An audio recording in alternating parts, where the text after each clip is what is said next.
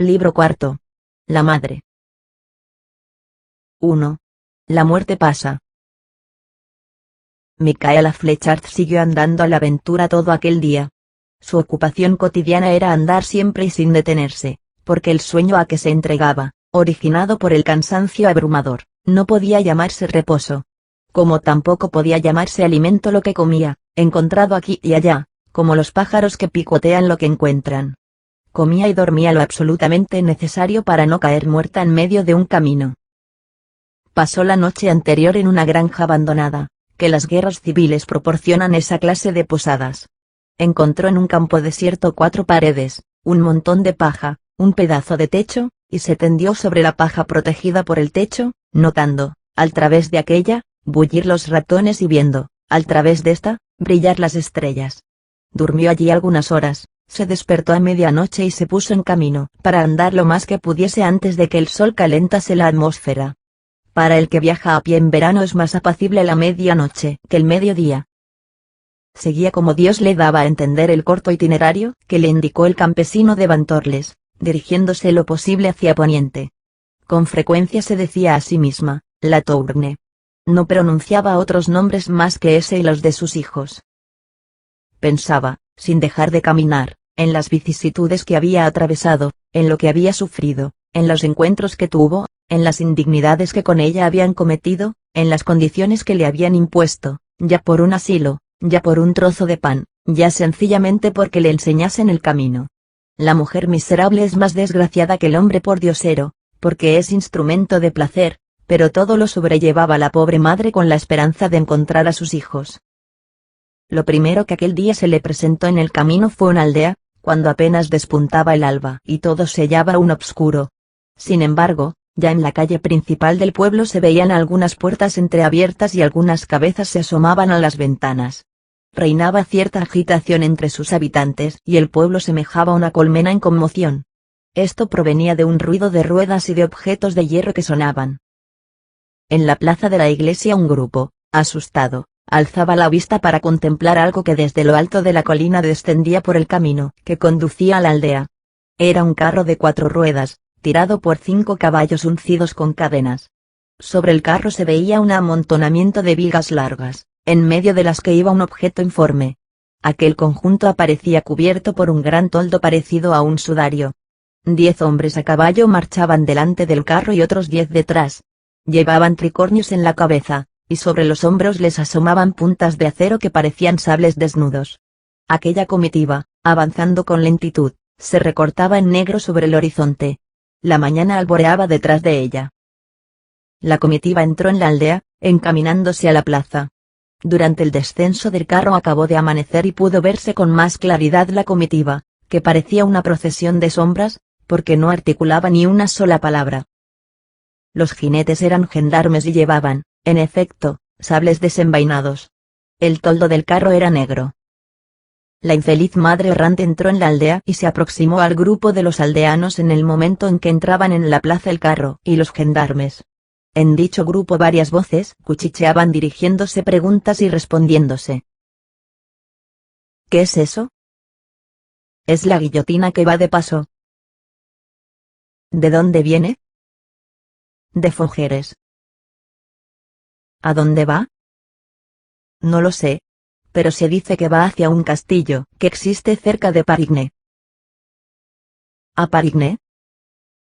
Que vaya donde quiera, con tal de que no se detenga aquí. El carro atravesó la plaza y salió de la aldea, que se encontraba situada en un lugar profundo entre 2 cerros. Al cabo de un cuarto de hora, los aldeanos, que permanecían allí como petrificados, vieron reaparecer la lúgubre procesión por la cima del cerro, que estaba al occidente. Los baches producían movimiento irregular a las gruesas ruedas de la carreta. Las cadenas del atalaje chocaban unas con otras, produciendo un ruido que el viento de la mañana transportaba lejos.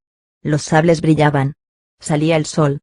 Descendieron a la otra parte del cerro, y todo desapareció a la vista de los aldeanos. En este instante, Georgina, en la sala de la biblioteca, se despertaba al lado de sus hermanos, aún dormidos, y sonriendo se miraba los pies. 2.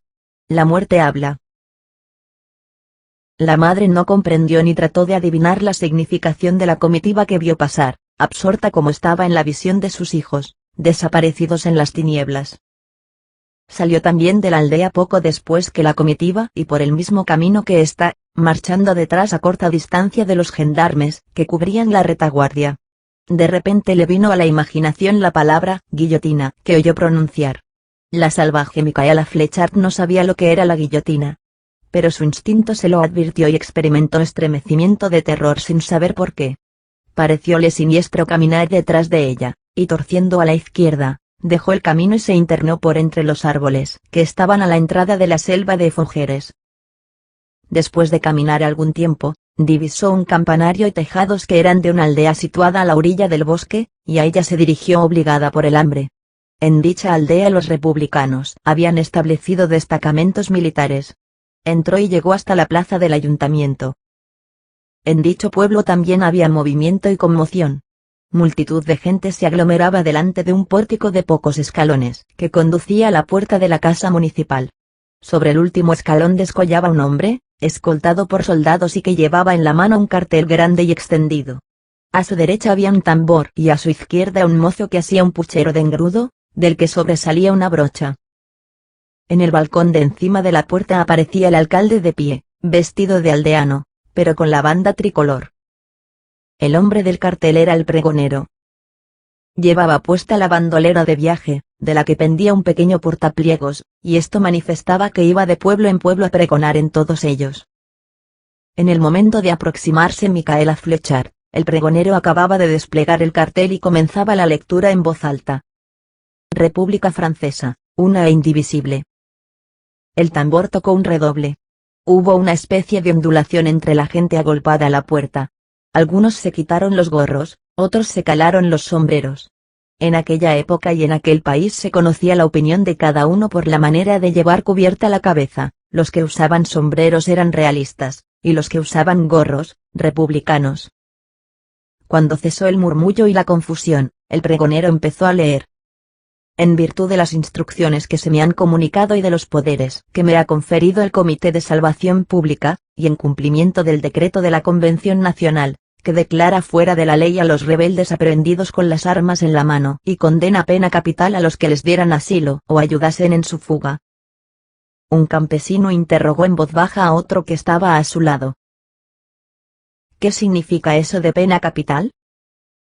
No lo sé, contestó el preguntado. Quedan declarados fuera de la ley los individuos designados con los nombres y sobrenombres que siguen. La multitud redobló la atención. Lantenac, rebelde. Es el señor, repuso un aldeano. Entre la multitud se oyó también murmurar. Es el señor Lantenac, rebelde, ex marqués. Él y mano, rebelde. Es Gouge Le Bruant. Sí, es Mata Azules. Gran Francoeur, rebelde. Es cura. Sí, es el abate de Tourmeau. Boisnoubeau, rebelde. Los dos hermanos, Pica en Bosque, rebeldes. Ouzar, rebelde. Cesto, rebelde. Plaza Limpia, rebelde. Guinoiseau, rebelde. Chatenay, conocido por Robbie, rebelde. Ounar, rebelde. Es de Riulle, dijo un campesino. Sí, es Rama de Oro, contestó otro. Atención, dijo el pregonero, que voy a concluir la lectura de la lista. Viña Hermosa, rebelde. Dulzaina, rebelde. Acuchillador, rebelde. Pimpollo de Amor, rebelde. Canta en Invierno, rebelde. El Gato, rebelde. Tobouce, rebelde. El pregonero agitó el cartel, y el tambor dejó oír otro redoble para anunciar que iba a leerse la parte más importante del bando. Todos los hombres, en cualquier parte que fuesen habidos, previa a la identificación de sus personas, sufrirán inmediatamente la pena de muerte. Todo aquel que les prestase asilo o facilitase su huida, será sometido al consejo de guerra y condenado a muerte. Firmado. Aquí reinó en la multitud silencio profundo. Firmado, el delegado del Comité de Salvación Pública, calle Mourdain. Es un sacerdote, exclamó un campesino. es el antiguo cura de Parigné, dijo otro. Turmeau y Zimourdain, repuso un tercero, son un cura blanco y un cura azul. Los dos son negros, contestó un aldeano. El alcalde, que estaba aún en el balcón, descubriéndose, gritó: ¡Viva la República! Otro redoble del tambor anunció que el pregonero no había concluido aún la lectura. Este hizo un signo con la mano y dijo: Atención. Voy a leer las últimas líneas del bando del gobierno. Se hallan firmadas por el jefe de la columna expedicionaria de las costas del norte, el comandante Gauvain. Leyó lo que sigue. Bajo pena de muerte, y en cumplimiento del bando que aquí se inserta, se prohíbe prestar auxilio alguno a los 19 rebeldes ya nombrados, que están en estos momentos cercados y sitiados en la Tourne. ¿Qué dice?, gritó una voz. Era la voz de Micaela Flechard. 3. Murmuraciones de los aldeanos. Micaela Flechard se confundió con la multitud sin pensar en escuchar la lectura del pregonero. Pero muchas veces sin escuchar se oye, y la palabra Tourne la hizo levantar la cabeza y exclamar: ¿La Tourne? Todos la miraron.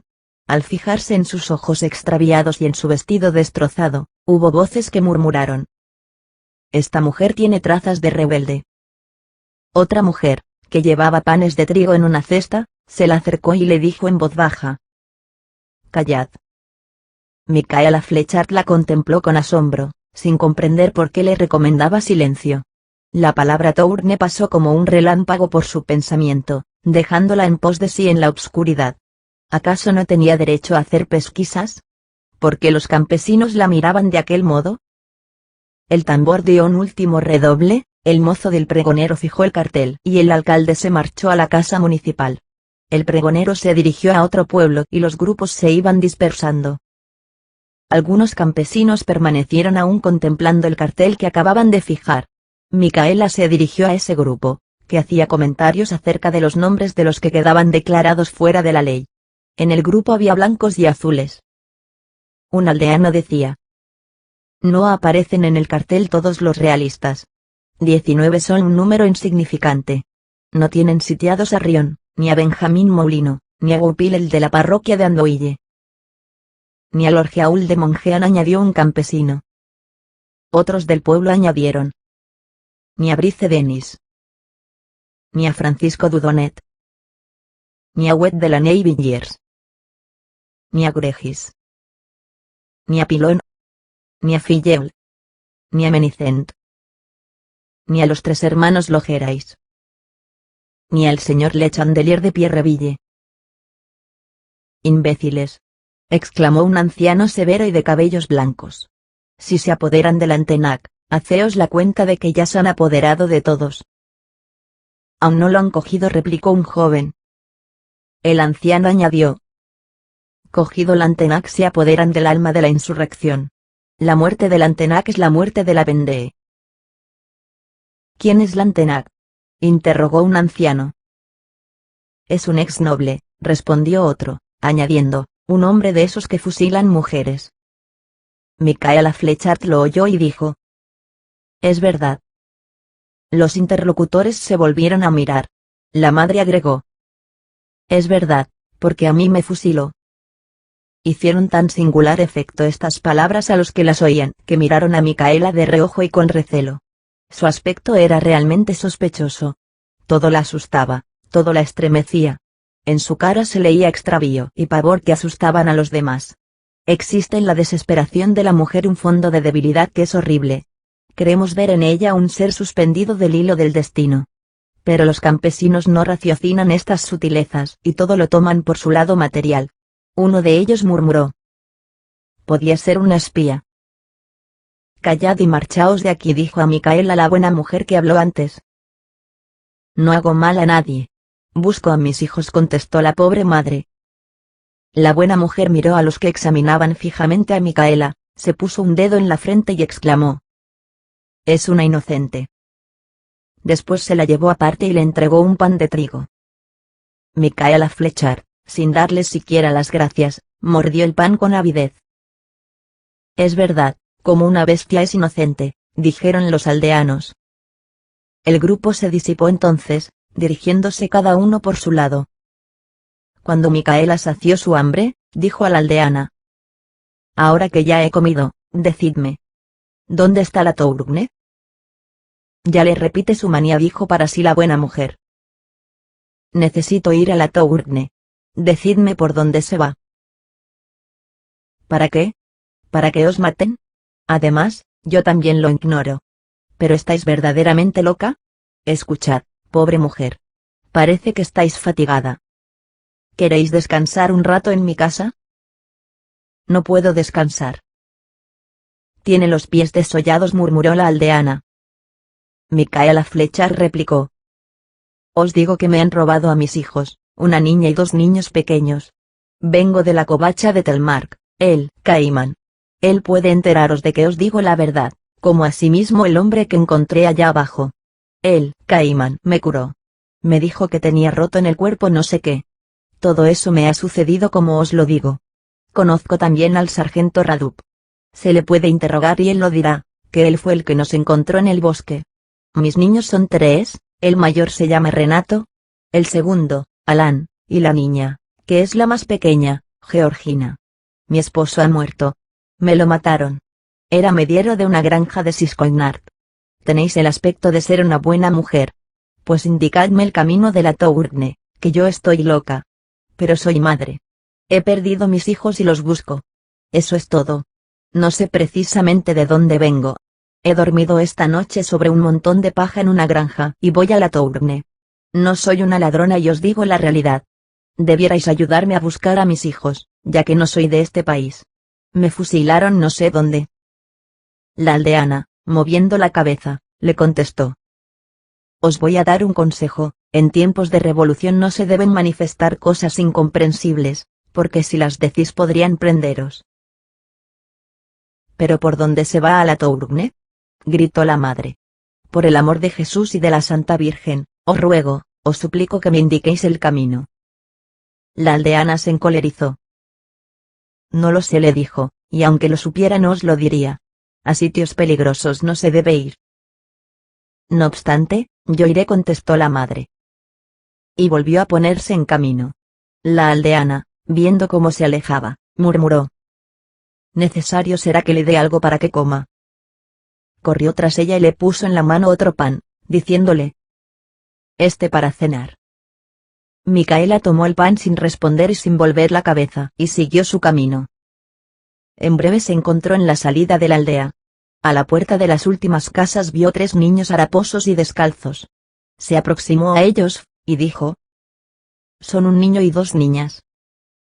Observó que miraban al pan que llevaba en la mano y se lo dio.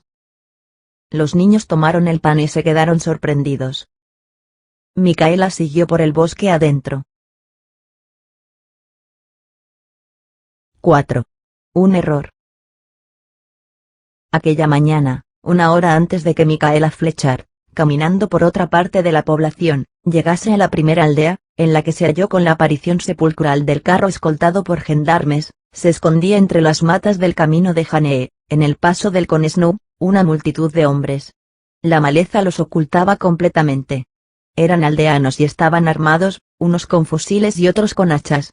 Estos acababan de preparar en un carro del bosque una pira de leña y de ramaje seco que solo aguardaba la mecha para arder. Los que llevaban fusiles estaban agrupados a un lado y otro del camino como vigilando y esperando. El que hubiera estado próximo a ellos habría visto por entre las ramas por todas partes fusiles apuntados y dedos descansando suavemente en los gatillos. Aquellos hombres estaban allí de acecho.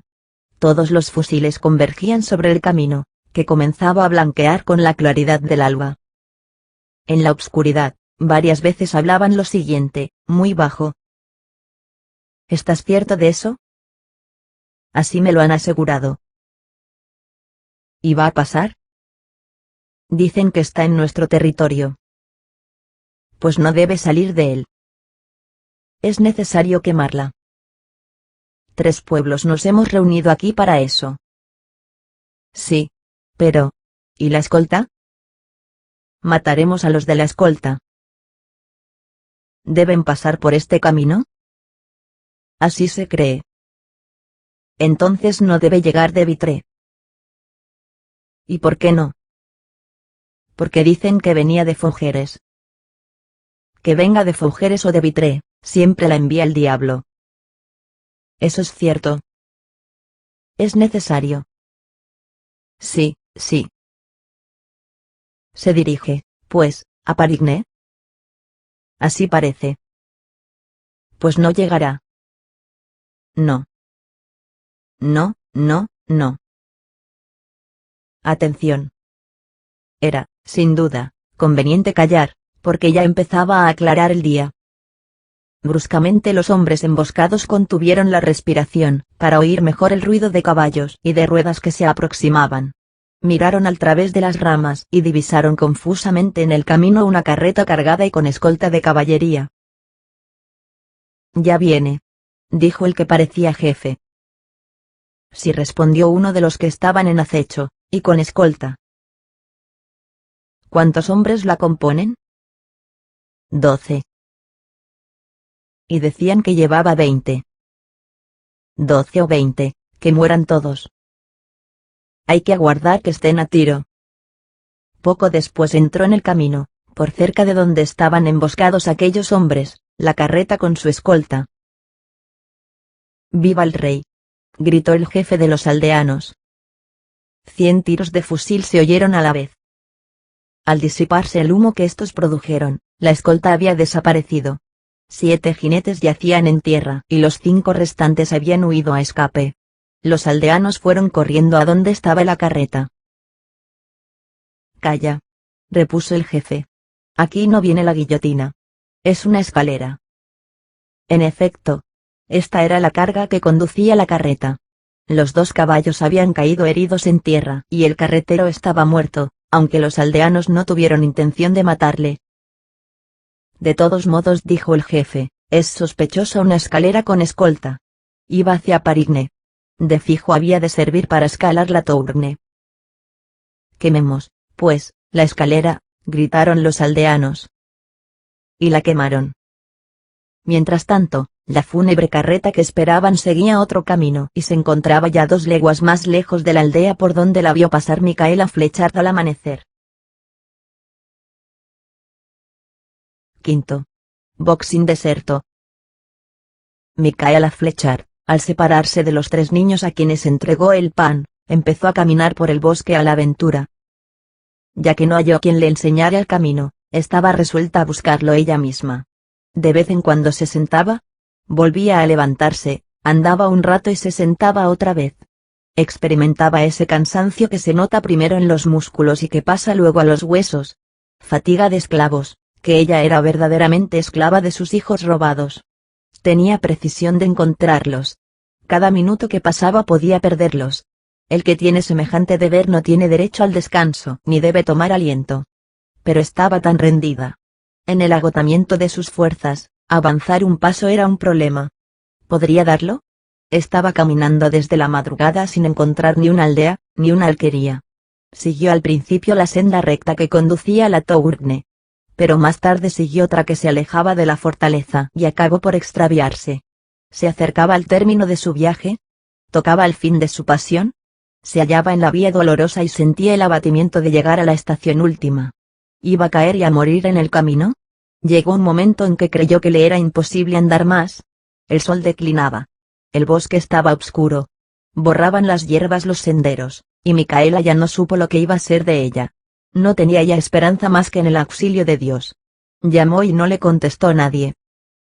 Miró alrededor de sí, vio un claro entre las ramas, se dirigió hacia aquel sitio, y de repente se vio fuera del bosque. Presentóse a su vista un valle estrecho como una zanja, por cuyo centro corría entre las piedras un chorro de agua clara. Sed ardiente la sofocaba. Bajó hasta el arroyo, se arrodilló y bebió. Hallándose de rodillas rezó sus oraciones. Después se levantó y procuró orientarse. Atravesó el arroyo. Más allá del valle seguía, hasta perderse de vista, una vasta llanura poblada de malezas, que partiendo del arroyo ascendía en el plano inclinado y cubría todo el horizonte. El bosque era una soledad. Pero aquella llanura era un desierto. Era el bosque, detrás de cada mata podía encontrarse un hombre. En la llanura no se divisaba nadie en todo el espacio que alcanzaba la vista. Solo algunos pajarillos que parecían fugitivos volaban por entre los brezos. Entonces, ante aquel grandísimo abandono, la pobre madre, desconsolada, sintiendo que se le doblaban las rodillas, azorada, casi loca, lanzó a la soledad este grito extraño: ¿hay alguien aquí? Esperó la respuesta y le contestaron. Una voz sorda y profunda estalló. Aquella voz venía del fondo del horizonte y se repercutió de eco en eco. Aquella voz era la del trueno o la del cañón y parecía responder a la pregunta de la madre, diciéndole, sí. Más tarde, todo volvió a quedar en silencio. La madre se enderezó reanimada. ¿Había alguien en aquella llanura? Parecióle que ya tenía con quien hablar. Después de beber y de rezar adquirió fuerzas y empezó a subir por el plano inclinado de la llanura, dirigiéndose hacia el sitio donde oyó sonar la enorme voz lejana. De súbito vio erguirse en el extremo del horizonte una alta torre solitaria dominando el agreste paisaje, y un rayo de sol poniente la teñía de púrpura. Encontrábase como a una legua de distancia, y detrás de dicha torre se perdía entre la bruma el verdor difuso de un bosque, que era el de Fougères. La torre se le presentaba en el mismo punto del horizonte de donde salió el trueno que Micaela tomó por voz que la llamaba. ¿Hicieron en la torre aquel ruido? Micaela Fletcher llegó a la mayor altura de la meseta. Únicamente vio ante sí la llanura árida, y se encaminó hacia la torre. Sexto. Situación. Llegó por fin el momento. El hombre inexorable poseía en su poder al hombre implacable. Zimourdain tenía al alcance de su mano a Lantenac. El antiguo realista estaba cogido en su guarida. Efectivamente, no podía escaparse. Zimourdain pensaba ya en decapitarle en su casa solariega, en sus tierras, en sus dominios, para que en la mansión feudal rodase la cabeza del hombre feudal, sirviendo de ejemplo memorable. Por eso envió a buscar la guillotina a Fougères y ya la vimos en el camino. Matar a Lantenac era matar a la Vendée, era salvar a Francia. Zimourdain no titubeaba. Vivía en la ferocidad del deber como en su propio elemento. Para él, el marqués estaba perdido sin remedio, y por este lado estaba tranquilo. Pero por otro lado le asaltaba un recelo. El combate sería sangriento. Gauvain debía dirigirlo y hasta tomar parte activa en él, porque el joven comandante tenía sangre de soldado y se empeñaría en la lucha. Podían matar a Gauvain, a su hijo, su solo cariño en el mundo. Hasta entonces salió ileso con fortuna de las batallas. Pero la fortuna también se canta de proteger a sus favorecidos. Zimourdain temblaba. Su extraño destino le había puesto entre dos Gauvain. Entre el que procuraba exterminar por todos los medios y entre aquel cuya vida quería proteger.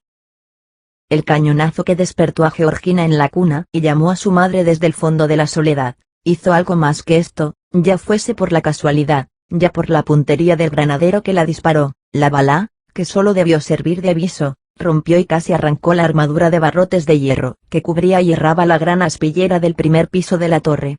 Los sitiados no tuvieron tiempo para reparar esta avería. Los sitiados se habían jactado de tener abundancia de municiones, y en realidad les escaseaban. Su situación era, pues, más crítica de lo que los sitiadores suponían. A poseer bastante pólvora hubieran sido capaces de volar la Tourne estando ellos y el enemigo dentro. Esta era su situación.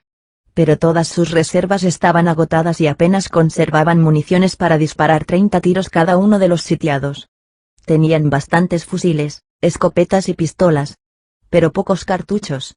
Cargaron todas las armas, con la idea de hacer fuego sin interrupción. Pero este fuego podía durar poco rato. Era necesario alimentarlo y economizarlo, y esto era difícil de conseguir. Por fortuna deplorable, la lucha iba a empeñarse principalmente de hombre a hombre y con arma blanca, a sablazos y a puñaladas. La lucha iba a ser a cuerpo más que a tiros. En vez de fusilarse iban a descuartizarse. Tal era su última esperanza. El interior de la torre parecía inexpugnable. En la sala baja, con la cual comunicaba la brecha que abrió el cañón de los sitiadores, se hallaba la retirada, barricada que construyó científicamente Lantenac, y que obstruía completamente la entrada. Detrás de esta barricada pusieron una mesa larga cubierta de armas cargadas, de trabucos, de carabinas, de mosquetones, de sables, de hachas y de puñales. No pudiendo aprovechar para volar la torre el calabozo del olvido, el marqués ordenó cerrar la trampa de dicho calabozo, que comunicaba con la sala baja. Encima de esta estaba la sala redonda del primer piso, a la que se subía por una escalera de caracol muy estrecha. Aquella sala, como la de abajo, tenía dispuesta otra mesa, llena también de armas, y le penetraba la luz por la gran ventana espilladera, cuyos barrotes acababa de destruir la bala del cañón de aviso.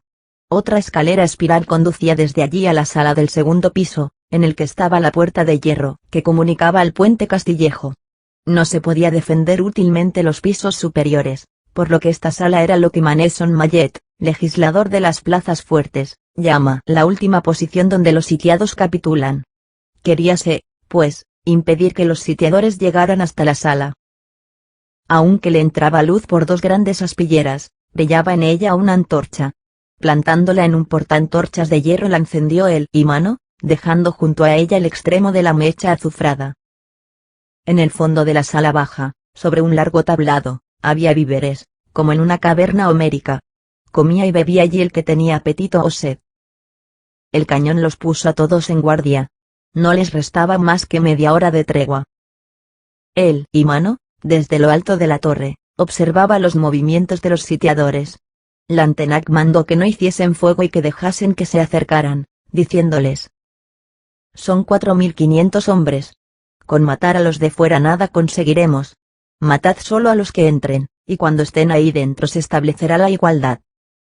Y agregó riendo: «La igualdad y la fraternidad». Estaba convenido que cuando el enemigo empezase el movimiento de ataque, él y mano avisaría tocando la trompeta. Todos en silencio, apostados detrás de la retirada o en los escalones de la escalera de caracol, aguardaban con el fusil en una mano y el rosario en la otra. La situación de los sitiadores era la siguiente: tenían que acometer una brecha, que forzar una barricada, que asaltar 3 salas superpuestas, una después de otra, y que tomar escalón tras escalón, en medio de una lluvia de balas, 2 escaleras de espiral. La situación de los sitiados era la siguiente: morir. 7. Preliminares.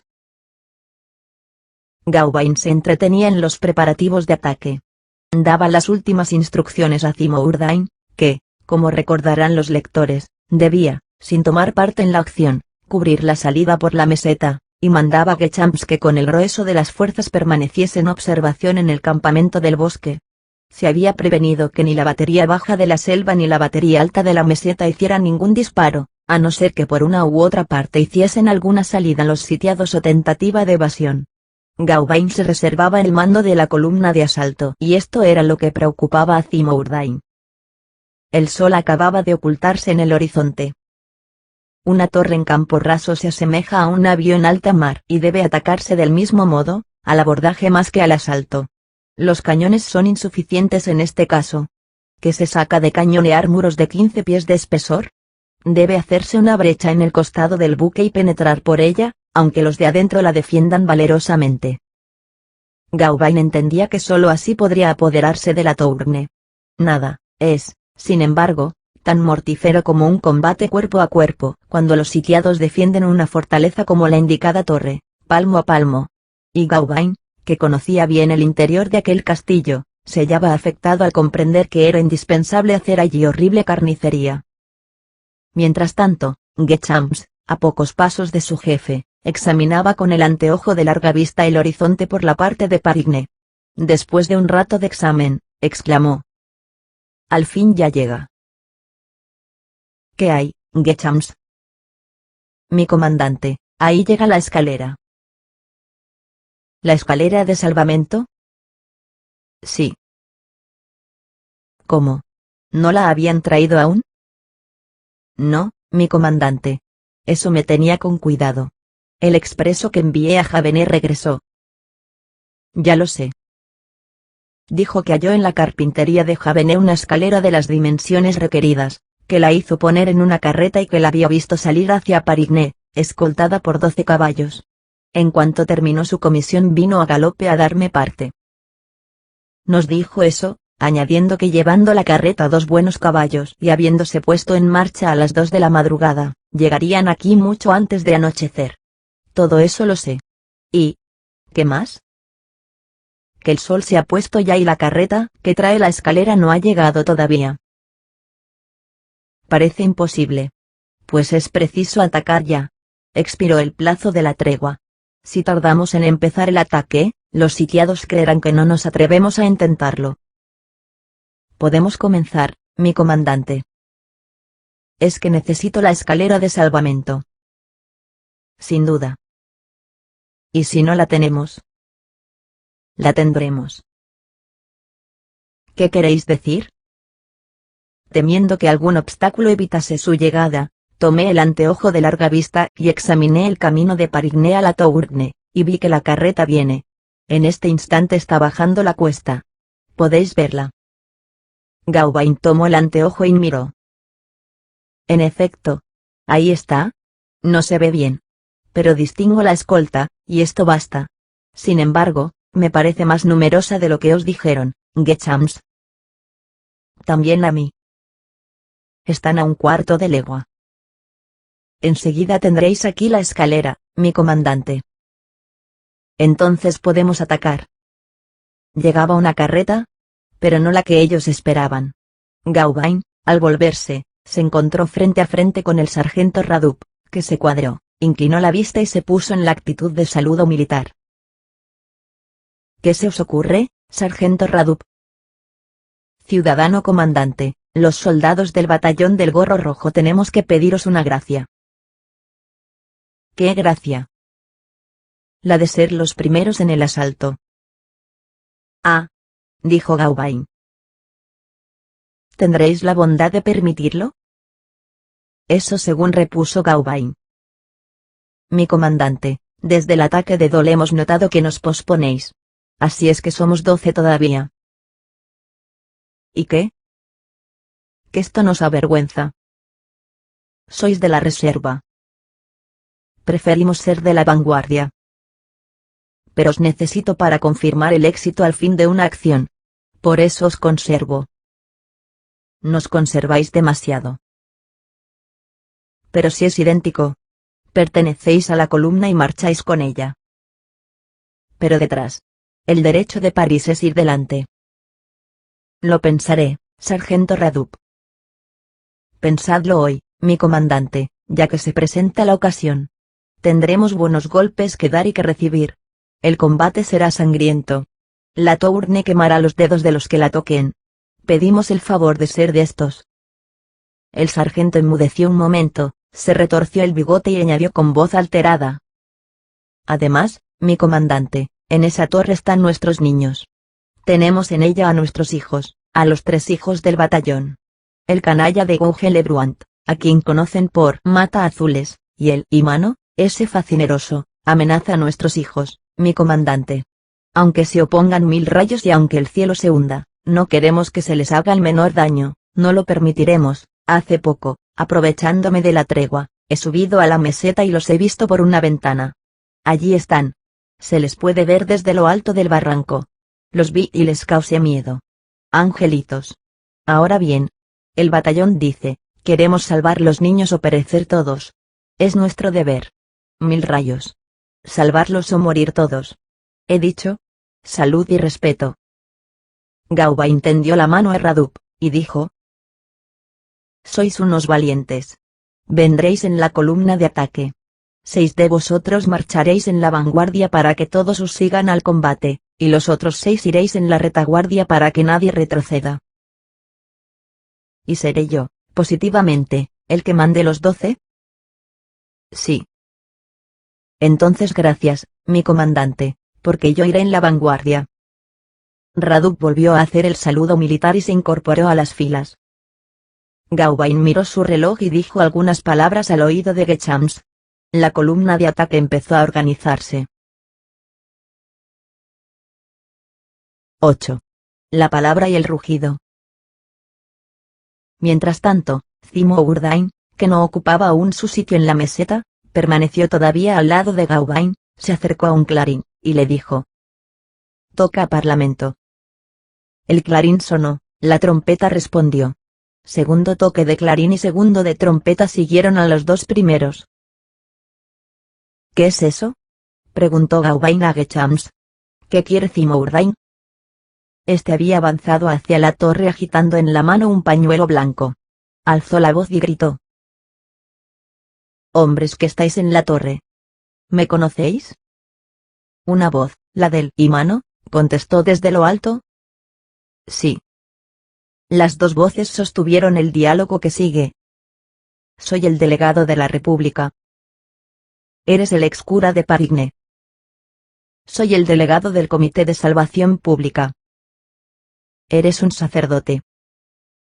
Soy el representante de la ley. Eres un renegado. Soy el comisario de la revolución. Eres un apóstata. Soy Zimordain. Eres el diablo. ¿Me conocéis? Te execramos. ¿Os hallaríais satisfechos si me tuvieseis en vuestro poder? 18 de los que aquí estamos daríamos nuestras cabezas por apoderarnos de la tuya. Pues bien, vengo a colocarme en vuestras manos. Oyóse en lo alto de la torre una carcajada de risa salvaje, a la que siguió este grito: «Ven». En el campamento reinaba profundo silencio, originado por la ansiedad. Con una condición, repuso Zimordain. ¿Qué condición? Oídme. Hablad. ¿Me odiáis? Sí. Pues yo os quiero, yo soy vuestro hermano. Sí, tú eres Caín. Zimordain repuso con inflexión singular de voz, altanera y suave a la par. Insúltanme, pero escuchad, porque os hablo como parlamentario. Sois hermanos míos, pero sois pobres hombres alucinados. Por eso soy amigo vuestro. Soy la luz que habla a la ignorancia, y en la luz hay generalmente fraternidad. Además, todos somos hijos de una misma madre, de la patria. Pues bien, escuchadme. Con el tiempo sabréis, o lo sabrán vuestros hijos o vuestros nietos, que cuanto se está realizando ahora se ejecuta en cumplimiento de leyes superiores y que Dios está en el fondo de la revolución. Mientras llega el momento en que vean claro todas las conciencias, hasta las vuestras, y en que desaparezcan todos los fanatismos, incluso el vuestro. Mientras llega esa gran claridad que ha de venir, ¿nadie se ha de compadecer de vuestra obscura ceguedad? Por eso yo vengo hasta aquí a ofreceros mi cabeza. Hago más, os estrecho la mano fraternalmente y os pido que me concedáis la merced de perdonarme por el beneficio de salvaros. Tengo plenos poderes y puedo cumplir lo que prometo. Hago el último esfuerzo en este momento supremo. Os habla un ciudadano, investido con el carácter de sacerdote. El ciudadano os combate, pero el sacerdote os ruega. Muchos de vosotros tenéis mujeres e hijos. Yo me encargo, pues, de la defensa de vuestros hijos y de vuestras mujeres. Los defiendo contra vosotros mismos. Hermanos míos. Predica, apóstata, predica. Le interrumpió bruscamente el Imano. Zimordain prosiguió. Hermanos míos, no consintáis que suene la hora fatal. Vamos a degollarnos unos a otros. Muchos de los que estamos aquí no verán mañana la luz del sol. Muchos de los nuestros morirán, y vosotros todos pereceréis. Sed clementes con vosotros mismos y evitad que se derrame tanta sangre inútil. No deben morir muchos hombres cuando basta con que mueran dos. ¿Dos? Preguntó el Imano. Sí, dos. ¿Quiénes? Lantenac y yo. Zimordain continuó alzando más la voz. Dos hombres sobran en el mundo, Lantenac para nosotros y yo para vosotros. Esto es lo que os propongo y libraréis todos la vida, entregadnos a Lantenac y apoderaos de mí. Lantenac será guillotinado y de mí haréis lo que queráis. Si te cogiésemos, aulló el Imano, te quemaríamos a fuego lento. Consiento en ello, replicó Zimordain, añadiendo, estáis condenados a muerte todos los que defendéis esa torre. Pues os prometo que saldréis de ella vivos y salvos dentro de una hora. Os traigo la salvación. ¿La aceptáis? La voz del Imano estalló con furia, exclamando. Veo que además de malvado eres loco. ¿Por qué te atreves a incomodarnos? ¿Quién te pidió que nos hablases? ¿Nosotros entregarte a Monseñor? ¿Qué es lo que pretendes? Su cabeza. En cambio os ofrezco Tu pellejo, ya lo hemos oído, y si te tuviésemos a mano te desollaríamos como a un perro, cura Cimo Urdain. Pero tu pellejo no equivale a la cabeza del señor marqués de Lantenac. Vete. La lucha va a ser terrible, y por última vez os ruego que inflexionéis. Iba ya anocheciendo mientras se estaba pronunciando este sombrío diálogo, cuyas voces se oían tanto dentro como fuera de la torre. El marqués de Lantenac permanecía silencioso y dejaba hablar. Los jefes tienen a veces siniestros egoísmos. Este es uno de los derechos de la responsabilidad. Él, Imano, elevó su voz, dirigiéndose a los sitiadores, y les dijo: Os hemos presentado nuestras proposiciones. Hechas están y nada tenemos que quitar ni que añadir. Aprobadlas, o de lo contrario será una desgracia para todos. Si consentís, os entregaremos los 3 niños que están aquí y nos dejaréis salir libremente a todos. A todos, repuso Cimo Urdain, excepto a uno. ¿Excepto a quién? Excepto a Lantenac. Nunca os entregaremos a Monseñor. Pues nada podemos acordar sin esa condición. Entonces empezad el ataque. Él, Imano, después de hacer sonar la trompeta como señal para los suyos, descendió de la plataforma. El marqués desnudó la espada, y los 19 sitiados se agruparon en silencio en la sala baja, detrás de la barricada, hincados de rodillas. Oían el paso mesurado de la columna de ataque, que se aproximaba hacia la torre en medio de la obscuridad. El ruido de los pasos se acercaba y llegó el momento en que los sintieron en la misma boca de la brecha. Los sitiados se echaron los fusiles a la cara, apoyándolos en las hendiduras de la barricada. Grand Francoeur, cura de Tourmeau, se colocó en pie, y teniendo el sable desenvainado en la mano derecha y el crucifijo en la izquierda, dijo con voz grave: En el nombre del Padre, del Hijo y del Espíritu Santo. Todos hicieron fuego a la vez, y comenzó la lucha. 9. Titanes contra gigantes. El choque fue tremendo. Aquella lucha cuerpo a cuerpo sobrepujó a todo lo que el pensamiento pueda imaginar en semejantes casos. Para encontrar algo parecido sería necesario remontarse a los grandes desafíos de los dramas de Esquilo o a las carnicerías de los antiguos tiempos feudales, a aquellos ataques con arma corta que duraron hasta el siglo XVIII, cuando se entraba en las plazas fuertes por las falsabragas o barbacanas.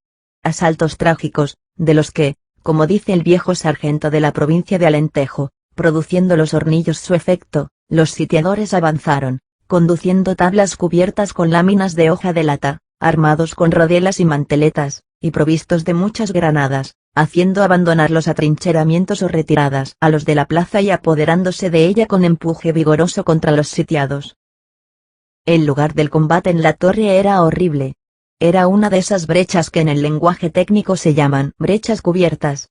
Esto es, que constituyen un boquerón que atraviesa el muro de parte a parte.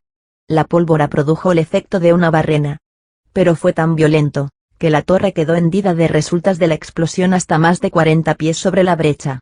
A pesar de ello, todo era una hendidura, y la rotura practicable que daba entrada a la sala baja se parecía a una lanzada que perfora, a un hachazo que corta. Era una punción en el costado de la torre, una fractura extensa y profunda, algo como un pozo horizontalmente tendido, en tierra, un corredor serpenteante y ascendente a modo de intestino al través de un muro de 15 pies de espesor, una especie de cilindro informe, cubierto de obstáculos, de lazos y explosiones, en el que la frente chocaba con el granito, los pies con garfios y los ojos con la obscuridad. Los sitiadores tenían en su presencia aquella entrada negra, boca de sima, cuyas mandíbulas eran las piedras del muro desencajadas. Las fauces del cocodrilo no muestran dientes tan formidables como los que presentaba aquella espantosa brecha. Sin embargo, era preciso entrar y salir por aquel boquerón. Dentro aguardaba la metralla a los sitiadores, fuera se instalaba el reducto. Fuera quiere decir la sala del piso inferior.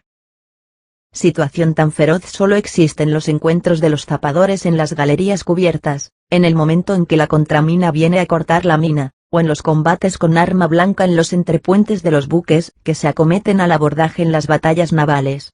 Es colmo del horrible pelear en el fondo de un foso, porque es espantoso matarse unos a otros en la obscuridad de un sitio cubierto por todas partes. En el instante de entrar la primera oleada de los sitiadores, La barricada se cubrió de relámpagos, y hubo como un estallido de rayos y truenos bajo tierra. El trueno sitiador contestó enseguida al trueno parapetado. A las detonaciones de aquellos respondieron las de estos. Oyóse primero gritar a Gauvain: «Adelante», y luego al Antenac: «Firmes contra el enemigo». Y después al «¿Y aquí los valientes del Mainel». Últimamente, tras las voces se oyeron chocar sables contra sables, pistoletazos y descargas de fusilería horribles, que lo arrollaban todo. La antorcha, fija en la pared, alumbraba vagamente aquella escena horrible. Pero nada dejaba ver la negrura rojiza del humo, del fuego y de la sangre. Los combatientes andaban sobre cadáveres, aplastando heridos y brazos y piernas rotos. Los heridos lamentaban furiosos, los moribundos mordían los pies que los pisaban. De vez en cuando había instantes de silencio más pavoroso que el ruido. La lucha se empeñaba cuerpo a cuerpo. Se oía el espantoso resoplido de las bocas, el rechinar de los dientes, más tarde las imprecaciones y luego la tempestad que estallaba otra vez. Un arroyo de sangre salía de la torre por la brecha y se extendía en la obscuridad, formando charcos sombríos que humeaban entre la hierba, en el exterior de la fortaleza, como si ésta se desangrara por una herida. El estrépito de dentro apenas producía ruido en el exterior. La noche era muy oscura, y así en el llano como en la selva reinaba fúnebre paz en torno de la torre atacada. Interiormente estaba el infierno. Fuera, el sepulcro. Aquel choque de hombres exterminándose en las tinieblas, los tiros, los gritos de rabia y de dolor y el inmenso tumulto, concluían tras el espesor de las bóvedas. Fuera de la torre casi nada se oía. Entretanto dormían los niños. El encarnizamiento del combate seguía. Los defensores del reducto se mantenían firmes, porque es imposible forzar esa clase de barricadas de ángulo entrante. Los sitiados tenían en contra suya el número, pero la posición en pro. La columna de ataque disminuía mucha gente. Formada en hileras, fuera de la torre, iba entrando lentamente en la abertura de la brecha, encogiéndose como una culebra cuando penetra en la cueva. Gauvain, que como jefe novel era imprudente, estaba en la sala baja, en lo más reñido del combate y entre la granizada de balas, abrigando la confianza del hombre que jamás fue herido, a pesar de haberse encontrado en 100 batallas. Al volverse para dar una orden, conoció a la luz de un fogonazo a su maestro, que estaba cerca de él. «Zimourdain», exclamó. «¿Qué venís a hacer aquí?» «Vengo a estar contigo». «¿Pero no veis que os van a matar?» «Entonces, ¿por qué estás tú?» «Porque aquí soy preciso. Pero vos, no». «Quiero estar donde tú estés». «No, no». «Sí, hijo mío». Zimourdain siguió al lado de Gauvain. Los muertos formaban montones en el piso de la sala baja. Aunque no habían forzado aún la retirada, era cierto que no podían resistir al número. Los sitiadores estaban al descubierto. Los sitiados, tras la barricada. 10 de los primeros caían por cada uno de los segundos, pero los sitiadores se renovaban, y el número de los sitiados era cada vez menor. Los 19 sitiados se parapetaban tras el reducto, que era el punto atacado. Entre ellos había muertos y heridos. 15 combatían aún. Uno de los más temibles, Canta en invierno, quedó horrorosamente mutilado. Le habían reventado un ojo y roto una mandíbula. Pudo andar, y se arrastró hasta la escalera de caracol, y subió a la sala del primer piso con la confianza de poder rezar allí y morir. Se recostó en la pared, cerca de la espillera, para respirar el aire puro del exterior. La matanza cerca del reducto era cada vez más horrible. En el intervalo de 2 descargas, Zimourdain levantó la voz. «Sitiados», gritó, «no os empeñéis en que se derrame más sangre. Estáis presos y sin esperanza. Rendíos. Reconoced que somos 4500 contra 19, es decir, más de 200 contra 1. Rendíos». «Basta de habladurías», replicó Lantenac. 20 balas contestaron a Zimourdain. La retirada no llegaba hasta la bóveda, lo que les permitía a los sitiados tirar por encima de ella. Pero en cambio consentía que los sitiadores la pudiesen asaltar. «Asaltar la retirada», gritó Gauvain. «¿Hay alguno de buena voluntad que quiera escalar ese reducto?» «Yo», respondió el sargento Radup. 10. el sargento Radu. Los sitiados tuvieron un instante de asombro. Radu penetró por la brecha a la cabeza de la columna de ataque con 5 hombres de su batallón de París, y de los 6, 4 habían perecido ya. Luego, ¿qué dijo? Yo. Se le vio, no avanzar, sino retroceder, y bajando la cabeza, encorvado el cuerpo, casi arrastrándose entre las piernas de los combatientes, llegar a la abertura de la brecha y salir por ella. ¿Huía? Semejante hombre no podía huir. ¿Qué representaba, pues, aquel movimiento? Al estar Radu fuera de la brecha se frotó los ojos, cegados por el humo, para ver más claro, y a la luz de las estrellas examinó la pared de la torre. Poco después de este examen hizo con la cabeza señal de satisfacción, como diciendo, no me había engañado. Observó que la hendidura que produjo la explosión de la mina subía desde lo alto de la brecha hasta la aspillera del primer piso, cuya armadura de barrotes rotos colgaba medio arrancada y podía facilitar el paso por la aspillera para pasar por ella un hombre. Pero, ¿cómo ascender hasta allí? Por la henchidura de la pared era preciso ser gato para subir. Esto precisamente era Radu. Pertenecía a la raza que Píndaro llama de los atletas ágiles. Era soldado viejo y hombre joven. Sirvió en la Guardia Francesa, pero aún no tenía 40 años. Era un Hércules ágil. Puso el fusil en tierra, se quitó las fornituras, la casaca y la chupa, reservándose nada más las pistolas, que metió en el cinto que le sujetaba el pantalón, y se colocó entre los dientes un sable desenvainado. Las culatas de las pistolas le sobresalían del cinturón. Aligerado de estos impedimentos, empezó a subir por las piedras salientes de la hendidura de la pared como por una escala. Le fue muy útil no llevar zapatos, porque solo podía trepar por donde trepó con los pies descalzos. Se apoyaba con los pies en los huecos de las piedras, se elevaba con los puños y se afirmaba con las rodillas. La subida era peligrosa. Una ascensión al través de los dientes de una sierra. Por suerte, pensaba Radu, no hay nadie en la sala del primer piso, porque si hubiera no me dejarían escalar la red. Precisaba subir 40 pies. A medida que subía, algo molestado por las culatas de las pistolas, la hendidura se iba estrechando y la elevación era más difícil. El riesgo de la caída crecía todo lo que se hundía a la profundidad del precipicio. Llegó, por fin, al reborde de la aspillera, apartó el enrejado, roto y desvencijado, y al ver abierto el paso se irguió, realizando un esfuerzo poderoso sobre los brazos, apoyó la rodilla en la cornisa del reborde, asió con una mano un barrote de la derecha con la otra otro de la izquierda y pudo elevar hasta la mitad del cuerpo ante la aspillera, conduciendo el sable entre los dientes y quedando suspendido de las manos sobre el abismo. Solo faltaba echar la pierna a la parte de dentro de la aspillera para penetrar en la sala del primer piso. En el momento se le apareció una cara en el interior de la aspillera. Radu distinguió de repente delante de él un bulto espantoso. Un ojo fuera de su órbita, una mandíbula rota, un rostro ensangrentado que solo tenía una pupila y le miraba. El cuerpo a que pertenecía aquella cara tenía 2 manos, las que, saliendo de la obscuridad, avanzaron hacia Radu. Una le cogió las 2 pistolas a la vez y la otra le arrancó el sable de entre los dientes. Dejó desarmado a Radu. Sus rodillas se extendían sobre el plano inclinado de la cornisa. Sus manos, crispadas en los barrotes de la aspillera, bastaban apenas para sostenerle, y bajo de él tenía 40 pies de profundidad. La cara y las manos de que acabamos de hablar correspondían a Canta en invierno. Sofocado por el humo que subía de la sala baja, logró entrar en el hueco de la ventana aspillerada y el aire exterior le había reanimado. La frescura de la noche detuvo la evacuación de la sangre y le dio algunas fuerzas. De repente vio que surgía por el exterior de la aspillera el torso de Radu, el que, con las manos sobre los barrotes, no podía hacer otra cosa que dejarse desarmar o caer al abismo. Canta en invierno, espantoso y tranquilo, le quitó el sable y las pistolas. Combate inaudito se trabó allí entre el desarmado y el herido, y parecía que el moribundo habría de ser el vencedor.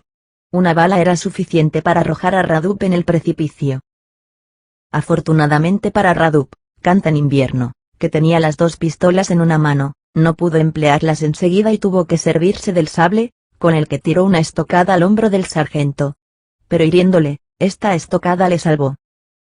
Radu, sin armas, pero con toda su fuerza, despreciando la herida que no llegó al hueso, dio al cuerpo rápido empuje hacia adelante y saltó sobre la aspillera hasta el hueco donde se hallaba su enemigo. Canta en invierno. Había arrojado ya el sable y tenía una pistola en cada mano. Arrodillado como estaba apuntó a Radu casi a quemarropa. Pero su brazo débil temblaba y no disparó inmediatamente. Radu se aprovechó de aquella tregua para soltar la carcajada. Fenómeno. ¿Crees meterme miedo con esa catadura? Diablo, ¿cómo te han deformado el Coran Bobis? Canta en invierno. Seguía apuntándole con una pistola. Radu continuó. Veo que la metralla se ha chanceado contigo. Hizo andrajos de tu fisonomía. Vamos, escupe el tirito, hijo mío. Salió el tiro, en efecto, y pasó tan cerca de la cabeza de Radu que le separó la mitad de una oreja. Después, Canta en invierno levantó la otra mano armada con la segunda pistola. Pero Radu no le dio tiempo para apuntar. Basta con que me hayas dejado sin media oreja. Me has herido 2 veces, y ahora me corresponde a mí. Arrojóse sobre Canta en invierno, le desvió el brazo y salió el tiro, que no se sabe dónde dio, y con la otra mano el sargento se apoderó del realista, tirándole con fuerza hercúlea de arriba a abajo y de abajo arriba de la mandíbula dislocada. Canta en invierno lanzó un rugido y desplomóse desmayado en tierra. Radu pasó por encima del cuerpo de aquel, dejándole tendido en el hueco de la ventana. Ahora que ya sabes mi ultimátum, le dijo, no te muevas. Quédate ahí, miserable reptil. Ya puedes reconocer que no mereces que me detenga a aplastarte. Arrástrate por el suelo y muérete. Haz lo que puedas, y buen viaje. Después de dicho lo anterior salió a la sala del primer piso, murmurando entre dientes. Está esto muy obscuro. Canta en invierno se agitaba convulsivamente y aullaba agonizando. Radu se volvió a él, diciéndole. Silencio. Hazme el favor de callarte, ciudadano inconsciente. Ya ves que no me meto contigo y que te dejo estar. Tengamos la fiesta en paz. Con la mirada fija en Canta en invierno, Radu continuó hablando. ¿Qué voy a hacer ahora estando desarmado? Tenía 2 tiros que pude aprovechar y tú me lo has gastado, animal. Hay aquí un humo infernal que perjudica la vista. Tocándose la oreja desgarrada, añadió el sargento. ¿Qué has adelantado, bruto, con haberme privado de media oreja? Es preferible, no obstante, perder eso a perder otra cosa, que al cabo y al fin la oreja solo sirve de adorno a la cara. También me arañaste un hombro. Pero el arañazo es sin importancia. Muere en paz, aldeano, que yo te perdono. Radu se puso a escuchar. El ruido que salía de la sala baja era espantoso. El combate seguía cada vez más encarnizado. La danza está animada por abajo. ¿Cómo aúllan? ¡Viva el rey! Eso sí, revientan noblemente. Radu tropezó con el sable que estaba en el suelo. Lo recogió y dijo a Canta en invierno, que parecía inmóvil, que quizás estaba muerto. Campesino, para lo que quería hacer, mi sable y nada todo es uno. Lo recobro por el afecto que le profeso. Pero necesitaba las pistolas. ¿Qué hago yo ahora? Adelantóse por la sala a tientas, tratando de ver algo y de orientarse. Repentinamente, en la penumbra, detrás del pilar del centro, tocó una larga mesa y sobre ella algo que despedía vago brillo. Tentó lo que había en la mesa y vio que eran trabucos, pistolas, carabinas, una fila de armas de fuego preparadas con orden y esperando las manos que las habían de usar. Era la reserva del combate que dispusieron los sitiados para la segunda etapa del asalto. Era todo un arsenal. «Esto es un buffet», exclamó el sargento. Se lanzó con júbilo sobre las armas y se creyó ya fuerte y formidable. La puerta de la escalera que comunicaba con los pisos superior e inferior estaba abierta de par en par por el lado de la mesa, cargada de armas. Radu dejó caer el sable, cogió en cada mano una pistola de 2 cañones y descargó las 2 a la vez desde la puerta en la espiral de la escalera. Después tomó una escopeta y disparó. Luego se apoderó de un trabuco atestado de balas y lo descargó en la escalera también. El trabuco, al arrojar 15 balas, pareció un tiro de cañón cargado de metralla. Radu, entonces, recobrando aliento, gritó desde la escalera con voz tonante. «¡Viva París!». Apoderándose del segundo trabuco, más resistente que el primero, apuntó a la bóveda tortuosa de la escalera y esperó. El desorden que los tiros que disparó el sargento introdujo en la sala baja es indescriptible. Golpes inesperados como ese desorganizan la más perfecta resistencia. Hicieron blanco 2 de las balas de la triple descarga de Rhadup. Una mató al mayor de los hermanos, Pica en Bosque, y la otra a Ozark.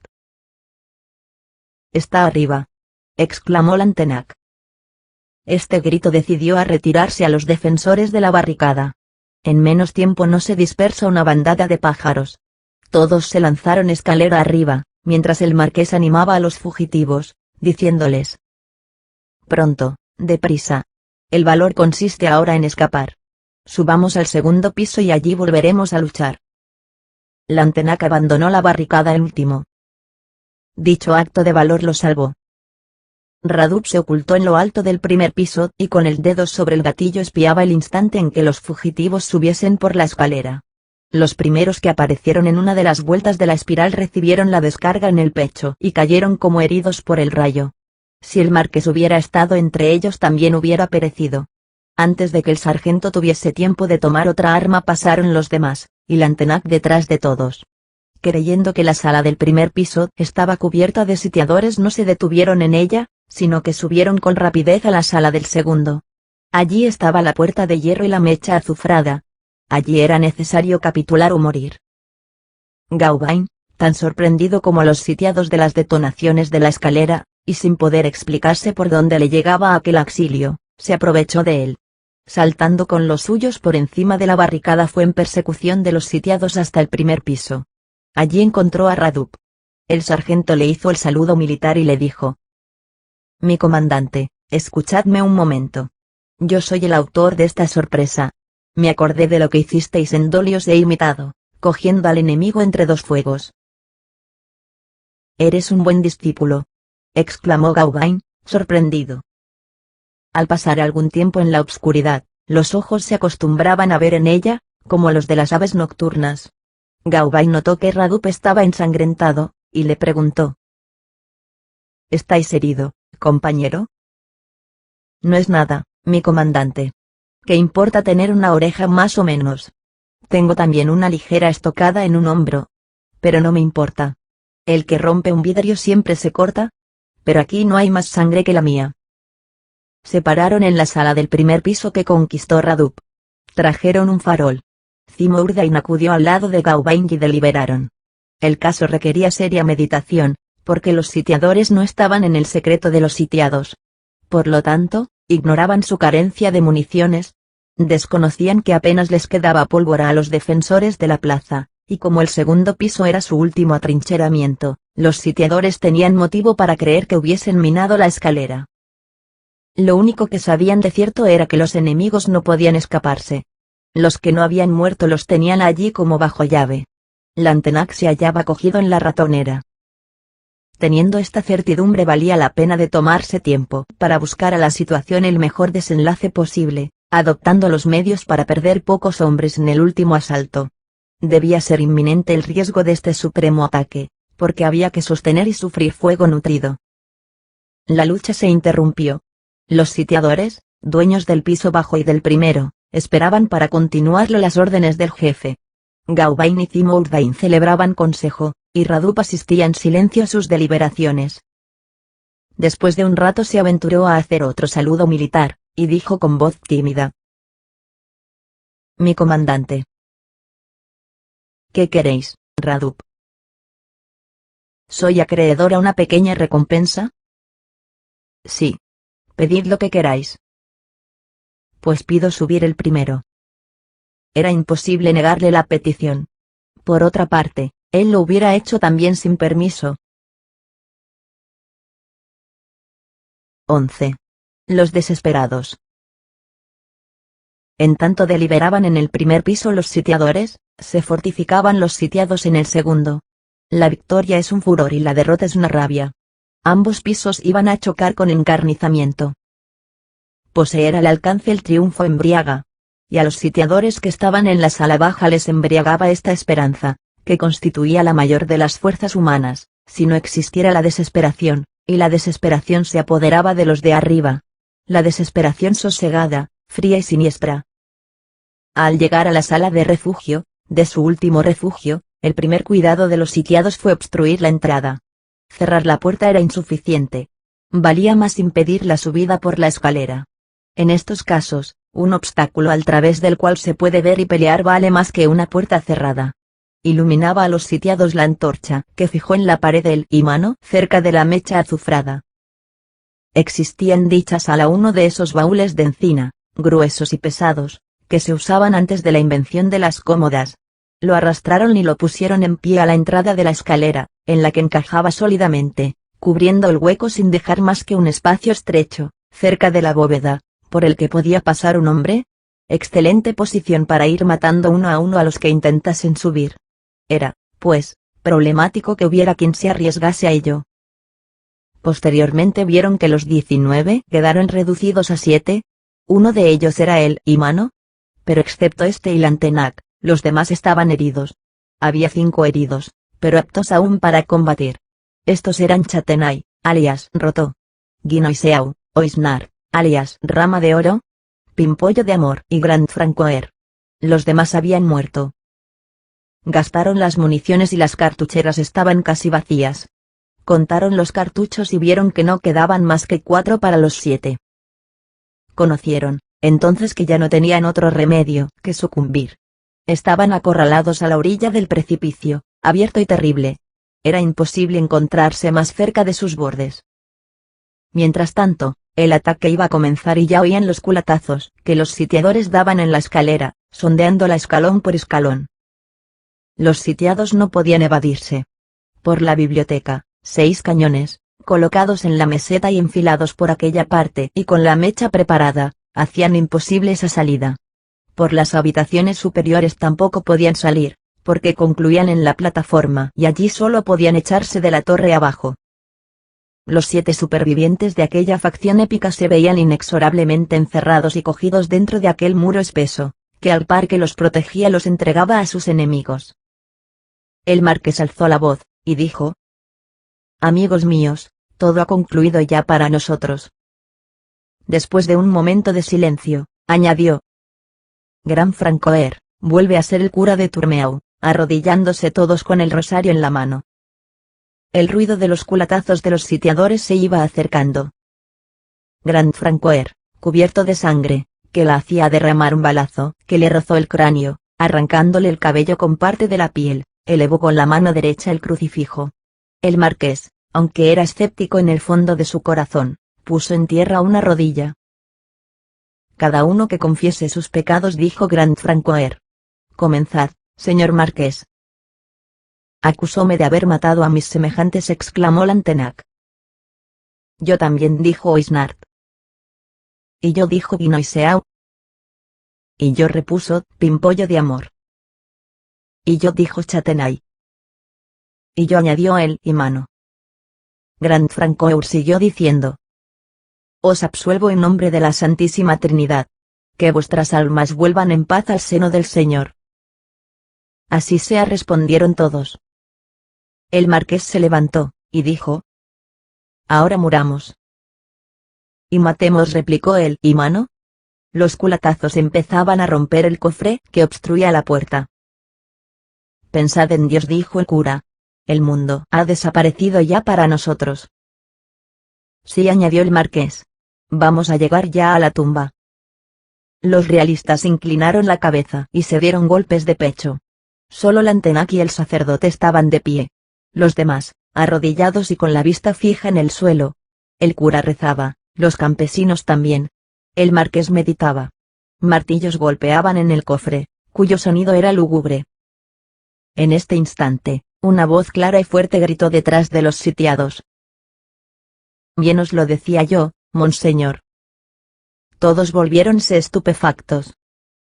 Acababa de abrirse un agujero en la pared. Una piedra, perfectamente enlazada con las otras, pero sin cemento, que tenía un pilón en la parte superior y otro en el inferior, giró sobre sí misma como un torniquete y al girar perforó el muro. Dicha piedra, al moverse sobre su eje, descubrió 2 aberturas, una a cada lado, y ofreció 2 pasos, uno a la derecha y otro a la izquierda, estrechos, pero que por ellos podía penetrar un hombre. Más allá de la inesperada puerta se distinguían los escalones de una escalera en espiral. Un hombre asomó por una de las aberturas. el marqués reconoció al malo. 12. El Salvador. ¿Eres tú, al malo?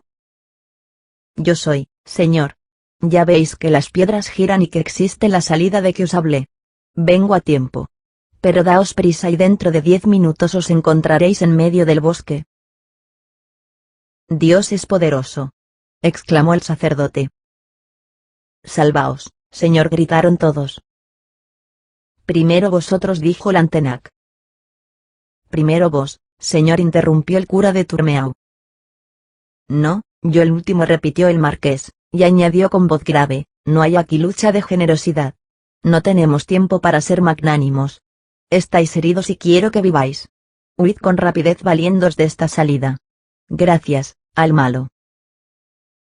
¿Vamos a separarnos, señor marqués?, preguntó el clérigo. Cuando lleguemos abajo, sí. De aquí solo podemos escapar uno a uno.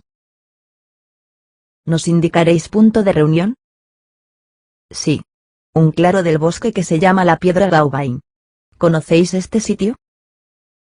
Todos lo conocemos. Mañana al mediodía estaré allí. Los que puedan que concurran. Allí estaremos. Comenzaremos otra vez la guerra, repuso el marqués. Entretanto, al malo, apoyándose sobre la piedra giratoria, observó que no se movía. Era muy difícil cerrar la abertura. Señor, exclamó, apresurémonos, que la piedra se resiste, y aunque pueda abrir no voy a poder cerrar. La piedra, por causa sin duda de su larga inmovilidad, estaba como anquilosada en su chamela y era imposible imprimirle movimiento. Monseñor, repuso al malo, quería poder cerrar el paso y que cuando entrasen aquí los azules no verían a nadie, y no encontrándoos creerían que os habíais desvanecido como el humo. Mas la piedra no se quiere mover y el enemigo verá este boquete de salida y os perseguirá por él. No perdamos, pues, un minuto. Enseguida, todos a la escalera. Él y Mano, poniendo una mano sobre el hombro de al malo, le preguntó. Camarada, ¿cuánto tiempo se necesita para que los que salgan por ahí estén seguros en el bosque? ¿Hay algún herido de gravedad?, interrogó al malo a su vez. Ninguno, le respondieron. Pues entonces basta con un cuarto de hora. De manera, repuso él y Mano, que si el enemigo no entra aquí hasta después de un cuarto de hora, podrá perseguirnos, pero ya no nos alcanzará. Ciertamente. Pero antes de 5 minutos estarán aquí, contestó el marqués. Ese cofre viejo nos los detendrá mucho tiempo. Con pocos culatazos más lo harán añicos. ¿Quién puede detenerlos un cuarto de hora? Yo, repuso él y Mano. ¿Tú? Yo, señor marqués. 5 de nosotros de 7 están heridos. Pero yo no tengo ni un rasguño. Ni yo. Pero vos sois el jefe y yo soy el soldado, y eso es muy distinto. Ya lo sé. Cada uno tenemos diferentes deberes que cumplir. Vos y yo, señor, tenemos el mismo deber, el de salvaros. Él y Mano se volvió a sus compañeros, y les dijo. Se intenta, camaradas, detener al enemigo y retardar la persecución todo lo posible. Conservo yo todas mis fuerzas, porque no he perdido ni una sola gota de sangre, y por tal razón debo durar más tiempo que cualquiera de vosotros. Marchaos todos, dejadme vuestras armas y quedaré encargado de hacer buen uso de ellas y de distraer al enemigo por lo menos media hora. ¿Cuántas pistolas hay cargadas? 4. Dejadlas en el suelo. Él y Mano fue obedecido inmediatamente. Pues bien, me quedo aquí y cuando lleguen esos señores encontrarán quien les reciba. Ahora huid lo más pronto que podáis. En semejantes situaciones se suprimen los agradecimientos. Apenas se estrecharon las manos. Hasta después, dijo Lantenac al y Mano. No, monseñor, porque probablemente moriré. Entraron uno tras otro por la estrecha escalera, empezando por los heridos. Mientras estos bajaban, el marqués sacó de su cartera el lápiz y escribió un renglón en la piedra, que, como sabemos, no podía girar y dejaba descubierta la salida. Vamos, monseñor, solo faltáis vos, dijo al malo. Este empezó a bajar. El marqués le siguió. Él y Mano se quedó solo. 13. El verdugo. De las 4 pistolas que dejaron sobre las baldosas, porque aquella sala no tenía piso de madera, él y Mano cogió 2, una en cada mano, y se adelantó oblicuamente en dirección a la entrada de la escalera, que tapaba y obstruía el cofre. Los sitiadores, sin duda alguna, temían alguna sorpresa. Algunas de esas explosiones finales que confirman la catástrofe del vencedor al mismo tiempo que la del vencido. Por eso su último ataque era lento y prudente como impetuoso fue el primero. No pudieron o no quisieron derribar de un golpe el obstáculo del cofre.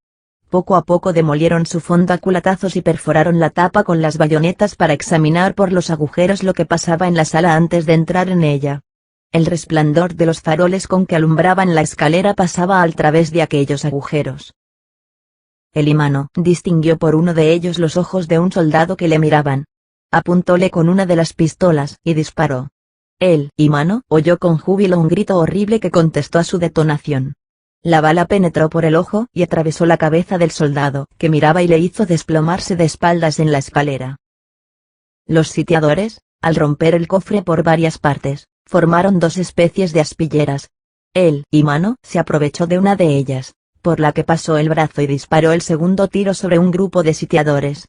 La bala, sin duda, rebotó de uno en otro, porque se oyeron varios gritos, como si 3 o 4 hubiesen sido muertos o heridos, y en la escalera se promovió un gran alboroto de hombres en retirada. Él y Mano se desprendió de las 2 pistolas que acababa de descargar y tomó las 2 restantes. Después volvió a mirar por los agujeros del cofre. Le satisfizo el efecto que acababa de producir. Los sitiadores habían evacuado la escalera. Algunos moribundos se retorcían en los escalones. La vuelta de la escalera solo le dejaba ver 3 o 4 de estos. Él y Mano esperó. Así se gana tiempo, pensó para sí. Entonces distinguió a un hombre que, arrastrándose, subía la escalera, y al mismo tiempo, más bajo, detrás del pilar central de la espiral, observó que un soldado sacaba la cabeza. Él y Mano apuntó a aquella cabeza y disparó. Resonó un grito, cayó el soldado, y él y Mano pasó de la mano izquierda a la derecha la pistola que tenía cargada. En aquel momento sintió espantoso dolor, y él fue el que a su vez lanzó un aullido horrible. Un sable le atravesaba. Una mano, la del hombre que subía a gatas, acaba de pasar por una de las brechas del cofre y hundió la hoja del sable en el vientre del y Mano. Le atravesó el vientre de parte a parte. Él y Mano no cayó, sin embargo, al primer golpe, rechinó los dientes y dijo: «Bien». Tambaleándose retrocedió hasta la antorcha que ardía junto a la puerta de hierro, dejó en tierra la pistola, empuñó la antorcha, y sosteniéndose con la mano izquierda los intestinos que se le salían, con la derecha inclinó la antorcha hasta la mecha azufrada. El fuego se comunicó enseguida y la mecha alzó llama. Él y Mano soltó la antorcha, que siguió ardiendo en el suelo. Recobró la pistola, y echado ya en tierra, atizó la mecha, soplando con el poco aliento que le restaba. La llama corrió, pasó por bajo de la puerta de hierro y entró en el puente Castillejo. Entonces, al ver realizado su execrable intento, más orgulloso quizá de su crimen que de su virtud, aquel hombre, que acababa de ser un héroe, se transformó en un asesino. Aquel hombre, que iba a morir, se sonrió satisfecho. «Se acordarán de mí», murmuró. «Con la muerte de sus niños vengo a nuestro niño, el rey, que se halla en el temple». 14. También él y Mano se escapa. En aquel instante se oyó un gran estrépito. El cofre, empujado con gran violencia, se abrió con estrépito y dio paso a un hombre, que entró en la sala sable en mano. «Soy yo, Radu, que me hallo aquí para vérmelas con quien quiera. Me cansaba de esperar y me arriesgo. Acabo de espachurrar a uno y ahora os ataco a todos. Me es indiferente que me sigan o no mis compañeros. ¿Cuántos sois?» Era, en efecto, Radu, y entraba solo. Después del destrozo que él y Mano hizo en la escalera, temiendo Gauvain que hubieran hecho los sitiados algún barreno, ordenó replegar su gente y consultaba con Zimourdain lo que se había de hacer.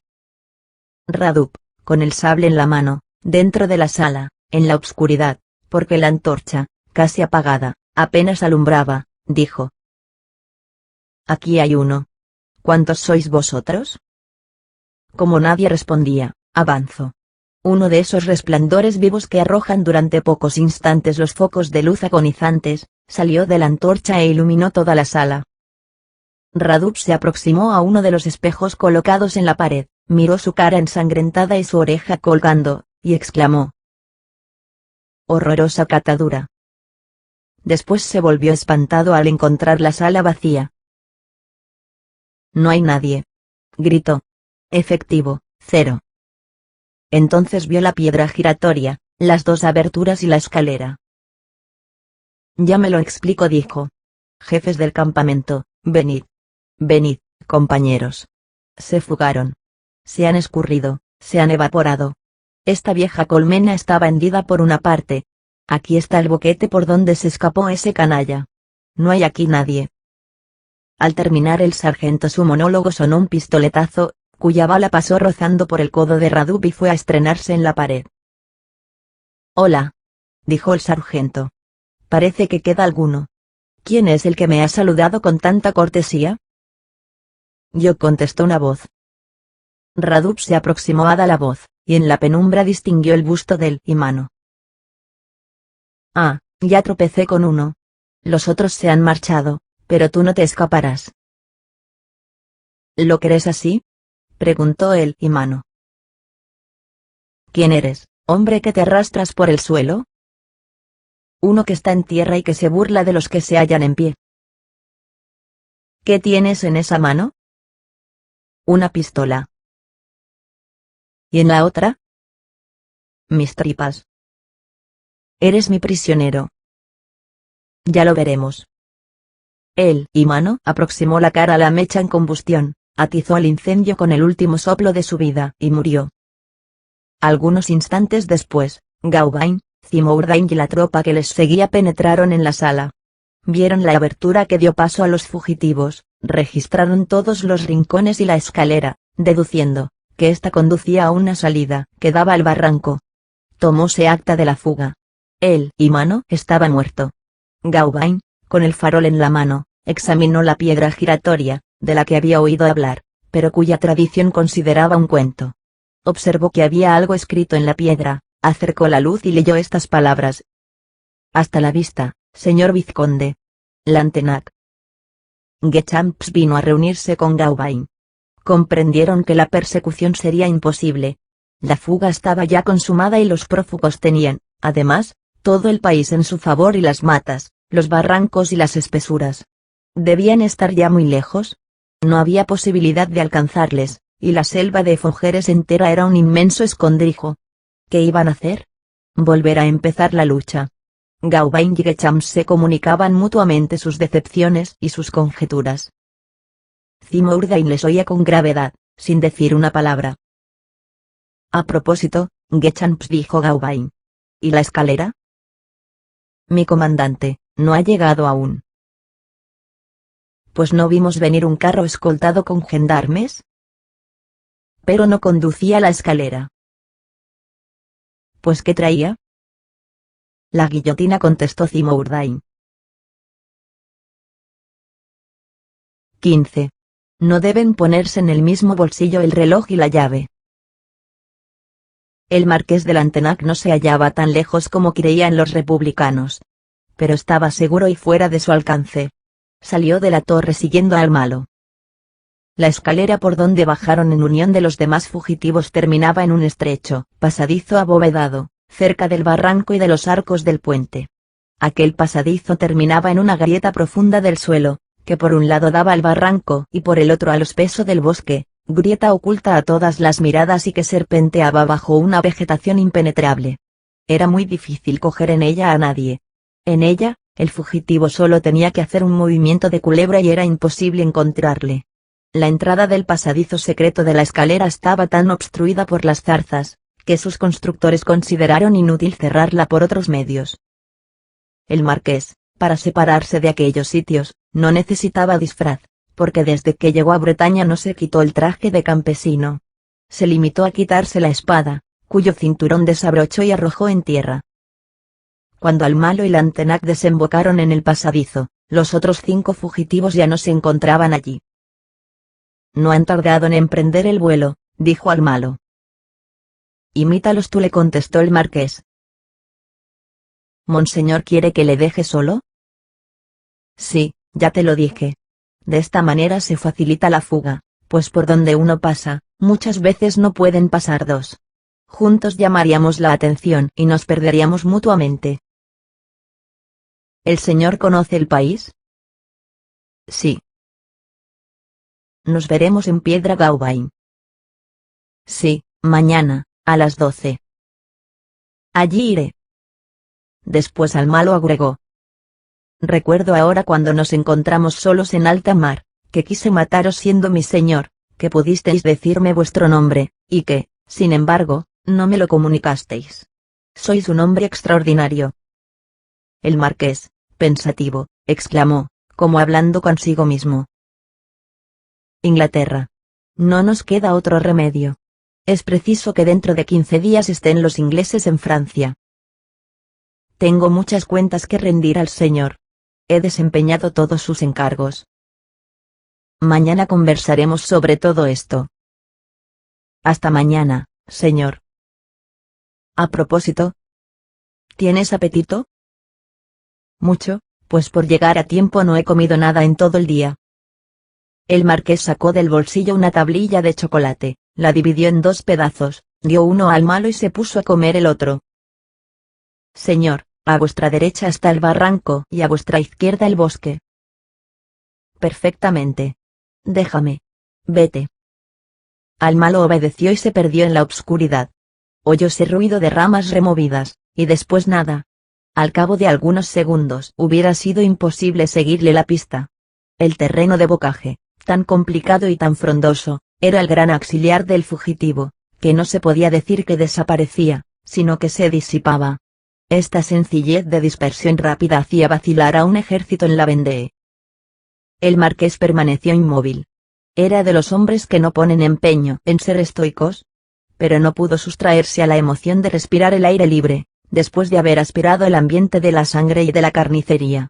Era causa más que suficiente para experimentar cierta sacudida nerviosa, hasta para hombres como Lantenac, verse completamente salvados después de haberse visto completamente perdidos, y aunque había pasado ya por situaciones semejantes, no pudo evitar que sintiese su alma imperturbable una conmoción durante algunos minutos. Confesóse a sí mismo que estaba satisfecho. Pero dominó pronto esta sensación, semejante a la alegría. Sacó el reloj de repetición y le hizo tocar. Quería saber la hora que era. Con sorpresa supo que no eran más que las 10. Cuando se acaba de pasar por una de esas peripecias de la vida humana, en las que todo se aventura, nos sorprendemos de que instantes tan llenos de acontecimientos no sean más largos que los demás. Sonó un cañonazo de aviso un poco antes de la puesta del sol, y embistió a la Tourne la columna de ataque media hora después, al anochecer, entre las 7 y las 8. Es decir, que el colosal combate, que dio principio a las 8, concluyó a las 10. Que toda aquella epopeya solo duró 120 minutos. A veces suceden las catástrofes con la rapidez del rayo. Los acontecimientos tienen estas condensaciones sorprendentes. Pensando sobre esto se comprende que lo que debía asombrar no era que el combate hubiera durado poco, sino que hubiera durado tanto. La resistencia de 2 horas de tan pocos hombres contra tan crecido número de combatientes era realmente extraordinaria, y no puede decirse que fue corta la batalla empeñada por 19 contra 4000. Mientras tanto, pensando el marqués que al malo debía estar lejos, juzgó que era ya tiempo de abandonar aquel sitio, no teniendo, además, necesidad de permanecer en él. Guardó nuevamente el reloj en el bolsillo.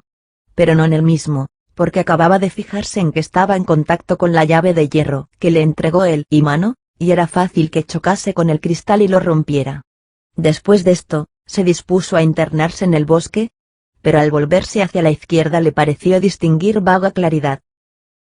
Paróse, y mirando al través de las matas, que se destacaban sobre un fondo rojo, que hacía visibles hasta sus menores detalles, observó gran resplandor en el barranco, del que le separaban pocos pasos. Se dirigió primero hacia él, pero después se contuvo, juzgando inconveniente hacerse visible a la luz, que cualquiera que ésta fuese le importaba poco, y tomó el camino que le indicó al malo. Empezó a internarse en el bosque. De pronto, encontrándose profundamente emboscado en la maleza y oculto entre las zarzas, oyó por encima de su cabeza un grito terrible, un grito que parecía salir del reborde mismo de la meseta, sobre el barranco. El marqués se detuvo y levantó los ojos.